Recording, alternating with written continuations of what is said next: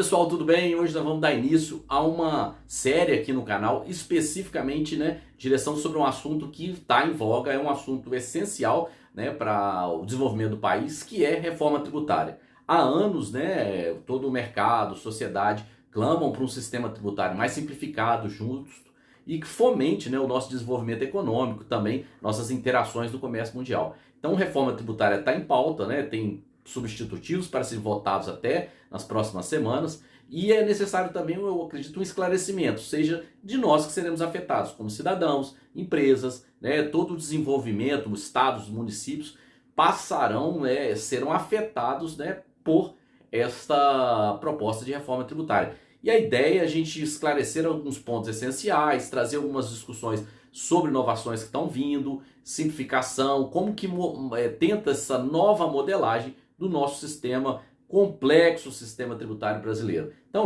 vamos dar início, então é importante assim, estou participando de alguns grupos também ligados à discussão da reforma tributária e é relevante que também traga essas discussões ligadas o que, os consumidores, os nossos seguidores aqui que acompanham o canal, discutir também um pouco mais as percepções, os afetos. Então, para dar início, a gente vai começar num resumo, no que tem de cerne aí, de essência nas propostas de reforma tributária, para a gente discutir e dar início a essa série do canal. Valeu, segue aí que a gente vai começar com reforma tributária, essencial para todos nós. Valeu, pessoal. Então, para dar início, o pilar central da proposta de reforma tributária passa pela simplificação. O tempo já tem demonstrado que o nosso sistema tributário ele é anacrônico em relação às novas dinâmicas empresariais de gestão fiscal e também de transnacionalidade da economia. A economia digital trouxe novas dinâmicas. Então, é pensar todo esse novo modelo, não um modelo que já se mostra desgastado, complexo, e passa essa tributação pelo quê? Pela redução de alguns tributos. São eles, o IPI, o PIS/COFINS e também o ICMS e o ISS. Então, de fato, eles tratam uma matriz econômica específica, esses impostos, tem competências que passam por todos os entes, então o governo, União, estados e municípios. Então essa simplificação, ela procura o quê? O que vem se eu tiro esses tributos para manter essa base arrecadatória, para manutenção dos entes federativos, o que vem em substituição? Primeiro é a proposta de um IVA dual, de fato um IVA que está dialogando melhor com as economias atuais, com as dinâmicas de comercialização e produção, que é um IVA no aspecto federal, você teria o CBS, que é a contribuição de bens e serviços, e no aspecto estadual e municipal, o IBS, que é o imposto de bens e serviços, que ampliaria de fato esses aspectos de tributação e também aglutinaria o que existe hoje em separado entre estados, municípios e federação. Então você teria de fato um IVA dual nesses dois aspectos, do CBS e do IBS. Viria também um imposto seletivo, Esse imposto seletivo ele tem um direcionamento mais para aquelas atividades prejudiciais à saúde, ao meio ambiente e também visando, de certa forma, ele vai estar desonerando as exportações, que é também um princípio, até para o desenvolvimento econômico, o impacto das exportações serem desoneradas é todo um contexto relevante. Então ele passa desse aspecto da simplificação, conversando também com essas possibilidades de economias transnacionais, conversando com a economia digital, integrando os papéis dessas fiscalizações, então busca simplificação de uma redução de impostos, uma substituição de impostos e, de fato, você tem integrações e novos modelos com outras características desses impostos. Mas então, se eu tenho esse IVA dual e tenho também esse imposto seletivo, quais são as características deles? Vamos avançar nas características. Como assim, as características que esses novos tributos trazem, principalmente, é a base ampla. A ideia é ter uma base de fato mais ampla. Nos últimos anos, nós vimos muitos conflitos da tributação da economia digital, software, computação em nuvem. Então, assim, existia sempre conflitos de competência ali, estados, municípios, até mesmo a União, tipificando em algumas questões de contribuição.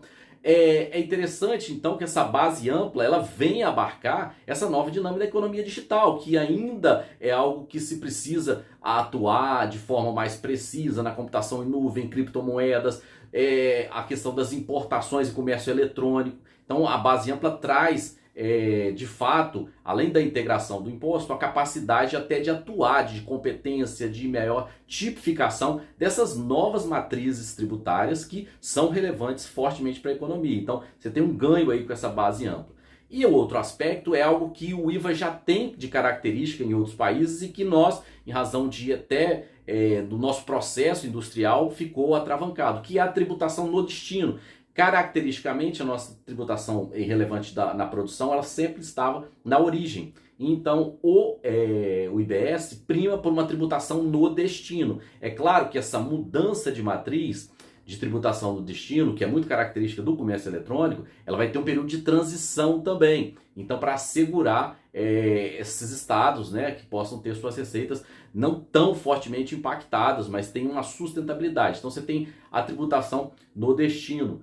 Outro impacto relevante, que é o imposto, nesse caso do IBS, é por fora. Diferente do ICMS, em alguns casos, que ele era por dentro. Qual a diferença, né? O imposto por fora ou por dentro? Por fora, ele vai ser aplicado diretamente sobre o valor da base de cálculo do produto. Por dentro, o próprio imposto consta da base de cálculo. Então, você, em regra, tinha uma tributação mais elevada. Então, nos aspectos quantitativos, uma tributação por fora assegura só a tributação até mais fácil de apuração e transparência para ir em cima do imposto. Então, o IBS é por fora, diferente de uma tributação por dentro, que compunha a base de cálculo e era o que vinha sendo praticado. Então, você tem essas perspectivas, né, de tributação para o destino. E tem também algo relevante, é uma mudança de um modelo fortemente escritural em termos de crédito para uma estrutura, nesse momento agora, para uma estrutura financeira. Então nasce uma figura interessante, que já existe, principalmente em marketplace, que é a figura dos split payments, né? Que é a divisão do pagamento. De fato, você tem, no momento do pagamento, já tem a divisão do que é responsabilidade em termos de tributação e o que é o valor a ser transferido para aquela empresa, em termos de valor corrente da sua forma. Então, assim, essas características vão impactar muito na apuração. Documento fiscal eletrônico continua sendo a referência para esse destaque, né? Essa questão da tributação, da definição do destino, da questão da base. Então você tem os documentos fiscais eletrônicos dando toda a sua relevância, mantendo, mas tem figuras novas, né? Tributação do destino, base ampla, imposto por fora, né? Que ele tem um impacto menor na questão do imposto. E tem também a questão de uma retenção financeira. Então, você tem uma financiarização desse complexo tributário. Então, nos pagamentos, principalmente pagamentos digitais, a gente tem hoje criptomoedas, Pix, a gente tem meios de pagamentos com cartões, até a proposta do Real Digital. Você tem já com o split de pagamentos, que isso faz de fato? É uma retenção na hora, no momento do pagamento, em que há já de imediato uma divisão e retenção do imposto para o Estado e aos entes federativos e o valor que é já descontado desse tributo para o seu fornecedor, né? Eu pago, retenho o imposto e o fornecedor da mercadoria ou serviço, ele vai ter essa diferença nessa tributação. É claro que vai ter algumas discussões ainda, né? Da forma desse boleto de retenção, dessas formas desses pagamentos digitais, dessa forma também quando o pagamento foi feito em espécie ainda, como vai ser feito as tributações, mas é algo que vai ser construído. Mas a constituição desse elemento do split de pagamento dá uma dinâmica vinculada muito aos meios de pagamentos digitais e também um aperfeiçoamento da questão tributária, saindo dos aspectos dos créditos, que traziam então, até aspectos de sonegação nas empresas noteiras, empresas que produziam crédito, para um modelo financeiro em que, de fato, o pagamento já é repassado e recolhido o tributo. Entendeu? Então, isso também são características que vão compor essas questões ligadas ao IBS e o CBS. Beleza? Logo, se temos essas características que se passam também pela não cumulatividade plena, que sempre tiveram algumas discussões sobre essa não cumulatividade, e o IBS prima por uma não cumulatividade plena, outro aspecto também são ligados aos benefícios favorecidos, né? Então ele mantém estruturas com a Zona Franca de Manaus, Os regimes simplificados, né, o regime das empresas do Simples Nacional, que tem as suas vantagens, então ele se mantém.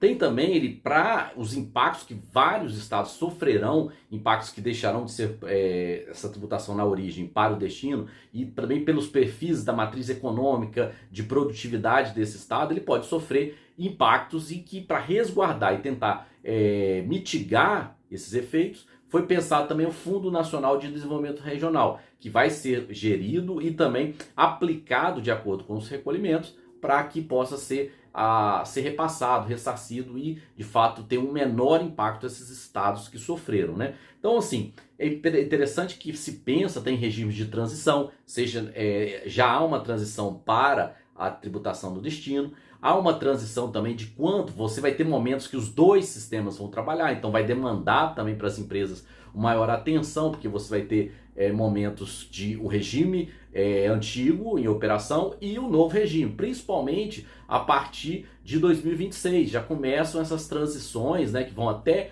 2032, né, que aí convalida todos os benefícios fiscais também já existentes, mas se encerram, né, vão ser encerrados em 2032 os benefícios que foram convalidados, e 2033 já é previsto status todo dentro da tipificação de um modelo da nova reforma, da reforma tributária, do modelo de IBS e também do imposto seletivo.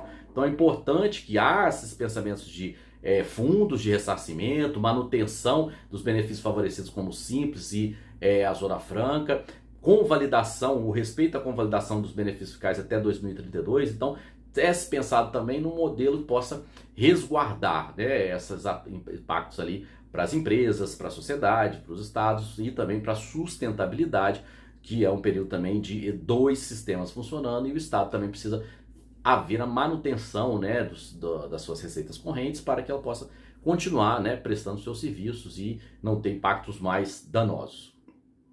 Uma modalidade interessante que a reforma tributária traz, direcionada, né, a uma parte da sociedade, né, que necessita, né, que por muito tempo, né, ele ficou não chegou alguns benefícios, né, tributários, alguns benefícios sociais ligados à tributação, é a chamada cashback do imposto ou imposto personalizado, que nada mais é que uma forma de isentar, mas de forma direcionada, as pessoas e parcelas da sociedade que o imposto tem um peso maior, né? As pessoas de baixa renda, as pessoas beneficiárias de programas sociais, porque muitas das vezes a isenção em seu caráter amplo e restrito, uma pessoa de alta renda, impacta no mesmo a isenção de cesta básica para aquele que de fato precisa mais dessa devolução do imposto. Então, foi pensado nesse cashback, essa devolução, né, personalizada do imposto,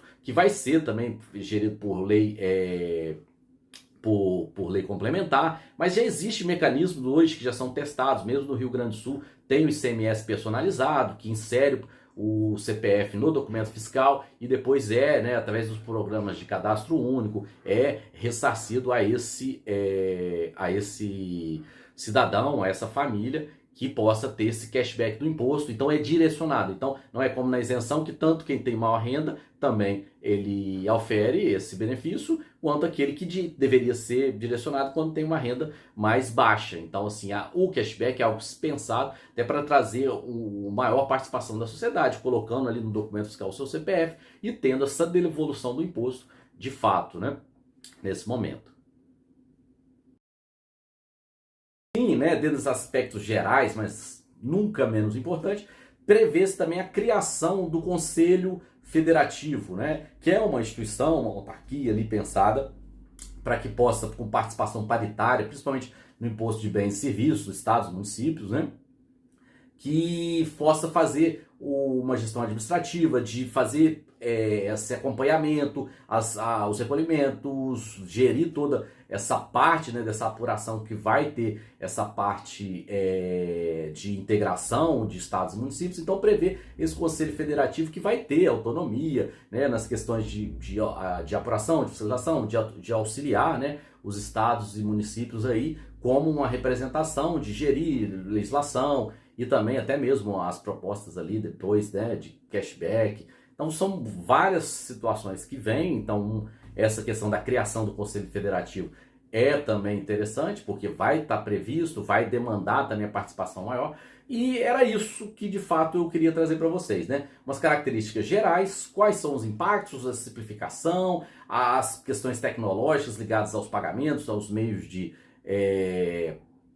também de você fiscalizar, a questão do cashback, a questão do conselho e também as características. Entender que a não cumulatividade agora é plena, você tem uma base ampla, você tem tributação no destino e você tem todas as especificidades, né, para gerir, né, que de fato traga o que? O fim é o que? Maior simplificação, maior dinamismo da economia, maior integração com os mecanismos internacionais, né, de comércio eletrônico, economia digital. Então é assim que é pensada essa forma estrutural hoje, essas propostas da reforma tributária. É importante trazer para a discussão e a gente vai avançar alguns desses tópicos que eu trabalhei de forma mais superficial. Em alguns vídeos a gente vai detalhar mais especificamente. Então tem muita coisa interessante, trabalhar de split pay, cashback, essas questões da tributação, o momento dos documentos fiscais eletrônicos, como também, né, tem uma especificidade interessante da declaração pré-preenchida, que pode ser baseada pelos documentos. A gente vai detalhar, né, ao avançar, mas eu queria dar o pontapé na questão da reforma tributária com essas discussões. Valeu, pessoal, tamo junto,